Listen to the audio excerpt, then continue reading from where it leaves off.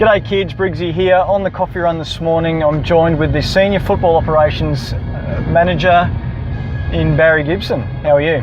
Good, Briggsy. Been waiting for the call up. Finally got it, mate. I'm feeling really privileged. Well, you know, I wouldn't say save the best to last, but that'll be good for you, mate. Come review time, that'll get you on. You're going well. That's exactly what I'm aiming for. Yeah, no, you're going. Same for that. Good start. Can you tell me a bit about yourself, a bit of background, where you come from, both professionally and a bit of football? Yeah, I'd like to call myself a Tassie boy, even though I was born in Vic. Went to Tassie as a 2-year-old and I spent 30 odd years there. Played a lot of footy for my local club, Rosebery Torak, and coached, did all those things as well as playing, and then moved on to Townsville in my job in the mining industry in HR, and spent 15 years up there where I got involved with a footy club called the Herne Park Tigers, and played and coached there, and then professionally worked for an organisation called the Townsville Crocodiles in the National Basketball League as the CEO. They're still going all right though, aren't they? No, they finished a couple of years ago now. They closed it down. It just wasn't viable for them anymore. And then goes to show how much I follow the basketball. Yeah, well, I'm a bit of a fan. I love it. Yeah. From there, I spent 7 years as CEO of a law firm called Bolton Cleary & Kern Lawyers, and then made the change into footy and went down to Tasmania for 1 year as the GM of the Tassie Footy Council, and then up to Queensland, where I'm really happy. So yeah, really enjoyed here with my family. Awesome. Pastimes, what do you do when you're not at football? Well, sadly, I watch a lot of it. I'm a bit of a tragic. That's all right. I don't have an issue with that. I mean, I'm the same. I watch a fair bit of football on my days off. Friday night footy, can't get enough of that. I know you love the tweet on a Friday night as well, Baz. You're always out there having a little bit to say about your ruse. Yeah, I've had to rein it in. Though I've got to be a little bit careful what I tweet about these days. Right. So yeah, I've got to temper my frustrations with certain things. So yeah, okay. Nah, love the footy. I love the female footy too. Really enjoy that across the summertime, and I'm a big NBL fan. I watch lots of NBL basketball. Obviously worked in it for a long time, so I have a real passion and interest for that. And I don't mind hitting the golf ball. I'm not very good at it, but I enjoy hitting it. You get out there, have a swing. That's the main thing. That's what golf's about. I was talking to someone just yesterday about their golf, and I think when you come to that realisation that if you're a handicapper of, say, 25, 30, whatever it is, if you know that you're a high handicapper, then you're right. You just go out and enjoy it. Look, what I really wanted to get you on board the coffee run was about the rules and regulations in regard to the umpiring.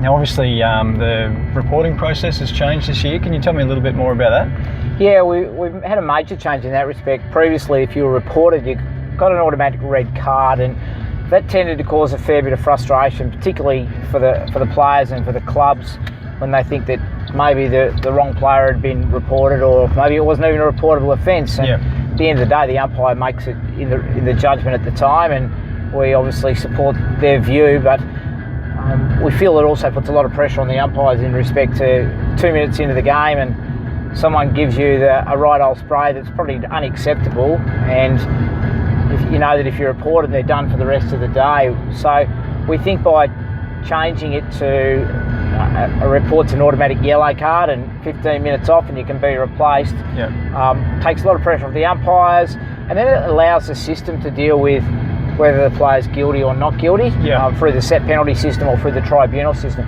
But the flip to that is we still have the ability for the umpire to provide a red card. So if it's a serious incident off the ball, where a great example, someone's been struck off the ball and felled, we want a red card for that. We don't want any of the cheap stuff in the game. So it's we think it gives the umpire a little bit more flexibility, and for the clubs, then they can have some comfort that for a minor incident, maybe it's a trip that a player's not going to be done for the rest of the game, because in the heat of the moment you can quickly put your arm out, trip someone.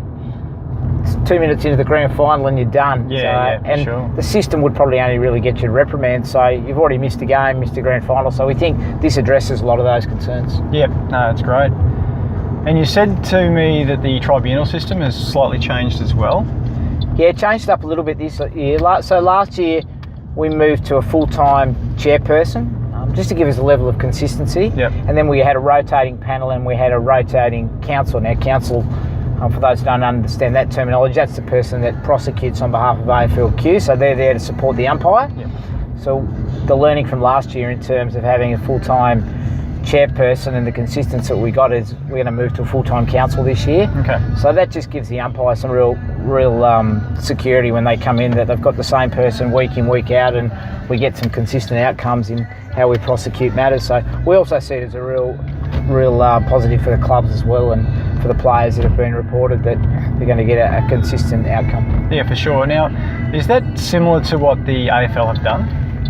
No, well, the AFL changed their match review panel to a one-man person system, where Michael Christian reviews all the match footage. We'll continue with a three-person panel, but in saying that, I'll spend some time down with the AFL this year to have a look what Michael does in person, and then make a determination going forward whether that's something that we might look at in 2019. But at this stage, it'll be a status quo. And I guess going back to the red, yellow cards as well, and a lot of people, umpire, how come you didn't see that? And I guess to be reported or carded of any kind, umpire definitely has to be 100% certain of what they saw.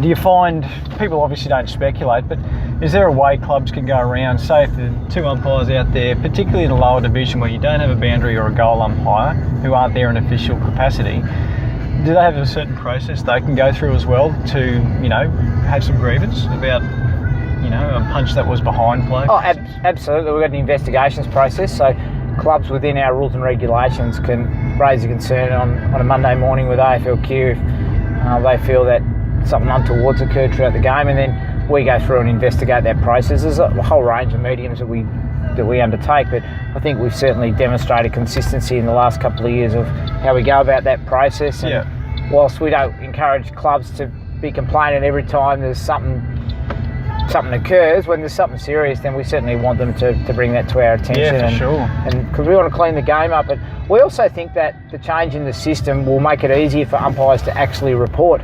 Because now they don't have that pressure. When they make a report, they know the player's off the field for the rest of the game. So we actually think that it's a positive for the players and also for the umpires. So we'll see how it goes, but really confident that it'll work well. And a lot of other leagues around the country use that system. Yeah, for sure.